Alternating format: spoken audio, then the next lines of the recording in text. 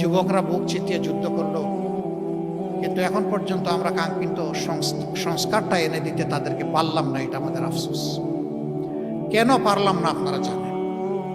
আমরা সংস্কারের দিকে যতবার এগুতে চেয়েছি, কেউ না কেউ আমাদেরকে কোমর ধরে পিছন দিকে টেনে রেখেছে।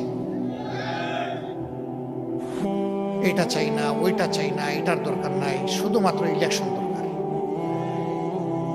তো ইলেকশন তো আগেও হয়েছে। ইলেকশন তো এই দেশের মানুষকে কল্যাণ এবং মুক্তি দিতে পারে নাই। ইলেকশন অবশ্যই প্রয়োজন, তবে ইলেকশনের মতো ইলেকশন প্রয়োজন। ওই পুরানা স্টাইলের ইলেকশন দিয়ে দেশে কোনো কল্যাণ কেউ দিতে পারবে না, এটা ইম্পসিবল। আমরা একটা অর্থবহ নির্বাচন, একটা সুষ্ঠু নির্বাচনের জন্য প্রস্তুতি নিচ্ছি ইনশাআল্লাহ।